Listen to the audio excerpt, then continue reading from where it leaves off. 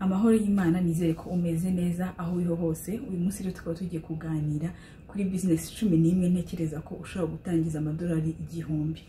No kuvuga ibihumbi 900 hafi miliyoni by'amafaranga y'amanyarwanda.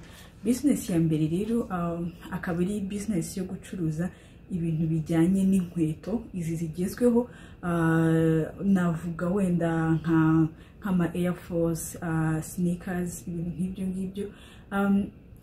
Impamvu mbivuga gutyo nuko izo nkweto abantu bazigura nyine n'abantu bari buzigure. Tuvuge niba ari urukweto rwa Nike ukasanga nk'ubwo rukweto wenda kururangura bishobora kugutwara nk'ibihumbi 150, hari umuntu uburi tayari kuguha ibihumbi 250. Icyapfa nuko ari bwa mbere nyine urwo rukweto ruhenze rugaragaza ko nawe ahenze. Yaba ari ku bahungu yaba ari ku bakobwa, mubona ko izo nkweto nyine ni zimwe mu nkweto zigezweho pe abantu bashaka kandi batangira amafaranga ariko akambara iyo brand. Icya kabiri rero navuga ni business ijyanye no gucuruza ibintu bijyanye n'ama electronic, no kuvuga izi computer ngendanwa ndetse na telefone. Ubundi izi computer laptop akenshi wenda hari zihenda ariko hari n'izigura 300, 200 cyangwa se 400 uranguye ebyiri ukashaka abantu bazigura, kuko buri gihe duhora dushaka laptop zihora zapfuye, izindi zidafite abazikoresha abantu bazikeneye, izakoze hari abashaka kuzikoresha. Utangije iyo business niyo laptop ebyiri cyangwa 3 nizera ko amafaranga ushobora kuyabona. Business ya gatatu ndi buvuge, nkaba nashimira abantu banampaye ibitekerezo kuko zimwe muri izi business akaba ari izo nakuye kuri Instagram ubwo twaganiraga n'abantu dusangira kuri urwo rubuga. Business ya gatatu rero ndi buvuge niyo nakuye mu kiganiro twagiranye, akaba ari business yo kuranguza imyaka ndetse no gucuruza imyaka. Ikintu cyakunze kugarukaho cyane cyari ikintu cyo kugura ibishyimbo. Bigaragara ko mu kwa mbere ibishyimbo ngo biba bigura ikiro nibura hagati y'amafaranga 300 na 350, ariko ngo iyo ubibitse neza tuvuge ukagura nka toni ebyiri, ndumva wabusigaje andi makeya, ukagura nka toni ebyiri, transport yazo akaba ari nk'igihumbi. Ibyo ni ibitekerezo bya Sabin. Ukaba wabibika ibyo bishyimbo umaze kubihungira cyangwa kubihungura, yego nyuma mu kwa 9 ibyo bishyimbo ikiro kiba kigura byibura amafaranga 900 cyangwa se 950. Yakaba ari indi business watangira. Kandi ndumva hari n'undi muntu wambwiye, Chantal, akaba arambwiye ko ni ibintu akora, ni ibintu amaze imyaka 2 akora, niba ntabona ko bigenda pe, ni ibintu bishobora kuzanira amafaranga. Mu gihe rero ufite amadolari 1000 yawe cyangwa se hafi miliyoni y'amanyarwanda, ikindi kintu wakora ni igitekerezo nahawe na Yvette, nukorora inkoko zitwa siso. Izo nkoko rero saso zitwa saso, akaba ari inkoko ngo ziryoha, niko mukuru wanjye yambwiye. Akaba ari inkoko zimeze ngo nk'izigiye kuba inyarwanda. Ikiza cyayo imwe ifite nibura ukwezi n'igice bayirangura ku 2500. Ushobora kugura wenda tuvuge se 10 cyangwa 15, akaba ari 30, ugatangira ukareba ukuntu bimeze. Ngo zitangira gutera nyuma y'amezi 5 kandi zigatera igihe cy'amezi 5. No kuvuga ngo ushobora no kuyigurisha kuko muri icyo gihe ngo ibifite nibura ibiro nka 2 n'igice cyangwa se 1 kilo n'igice, ukaba wayigurisha ikaba nabwo yaribwa nk'akandi kaboga kose. Icyo akaba rero ari business ya 4 umuntu ashobora gukora afite amadolari 1000. Business ya gatanu rero akaba nayo ari ubucuruzi, nayo nkaba narayivanye kuri Instagram, akaba ari ibihumyo. Ibihumyo rero ni imari ikenewe ubungubu kandi bikaba byera pe bidasabye ibintu byinshi. Uretse n'ibihumyo ndabifatanya n'ibintu bijyanye n'amapoivro. Hari umuntu wambwiye ko poivro nyine ubungubu zikenewe cyane. Zira poivro nini azaba ari iz'umutuku cyangwa se iz'umuhondo cyangwa se iz'icyatsi, zikaba ari ibintu bikenewe muri iki gihe. Business ya gatandatu rero navuga ushobora gutangira ufite 1000 cy'amadolari cyangwa se miliyoni y'amanyarwanda, nukuba umufotographe cyangwa waba uri professionnel cyangwa usanzwe. Kamera zirahenda, kamera tuvuge niba ari Canon, cyangwa se nka Canon Mark 2 cyangwa 3 zirahenze, ariko hari nka kamera y'umutangizi ushobora kubona wenda ku madolari 400-500.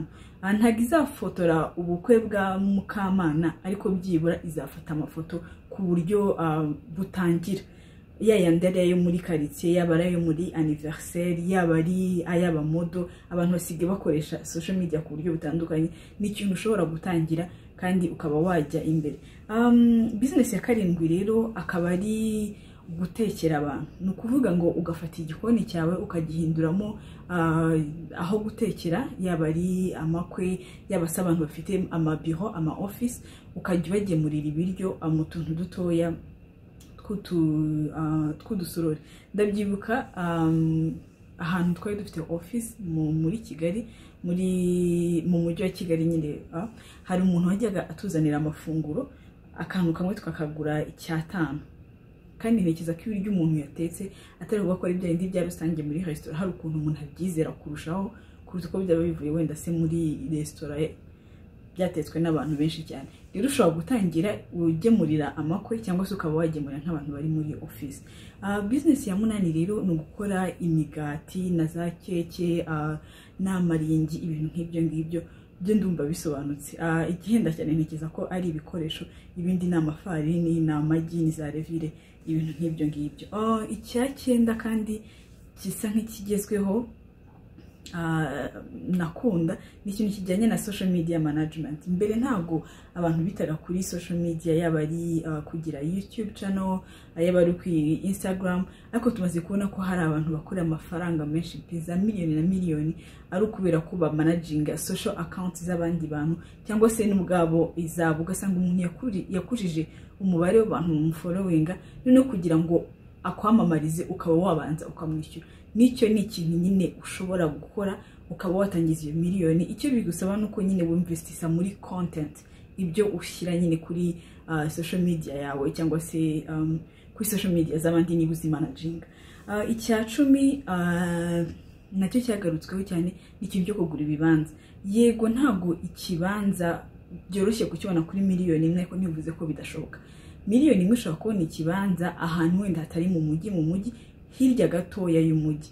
Abari mu bindi bice wenda by'u Rwanda biroroshyeho gatoya, mu mujyi wa Kigali niho bisa nkaho bigoye, ariko naho ntibivuze ko bidashoboka. Mwifatanyije muri babiri mukazana miliyoni 1, undi akazana indi miliyoni, ikibanza cya miliyoni 2 mwakibona. Noneho uyu mwaka mukagura ikibanza kimwe, mwamara kunguka mwarabitse n'ayandi, n'undi mukamugurira ikindi kibanza, noneho buri wese akagira ikibanza cye. Bonus rero natanga ya 11 ni ibintu bijyanye no kugurisha ibikoresho byakoreshejwe, ariko akaba ari ibikoresho furnitures, ibikoresho yaba ari intebe, yaba ari ameza. Hari ukuntu abantu bahora bimuka, abantu bahora bashaka guhindura mu nzu zabo. Uri umuntu ufata ibikoresho byakoreshejwe, tuvuge intebe, ayo meza se, ibitanda, ukongera ukabigurisha, niyo byagusaba ko wenda wongera se ukabisanaho gatoya, niba arakarangi kavuyeho, niba ari ukuboko kw'intebe kwavuyeho, ukaba wakongera ukabisubiza ukabiha ubuzima akaba ari business watangira. Kandi ni ikintu mbona ko kiri feasible, ni ikintu umuntu ashobora gukora.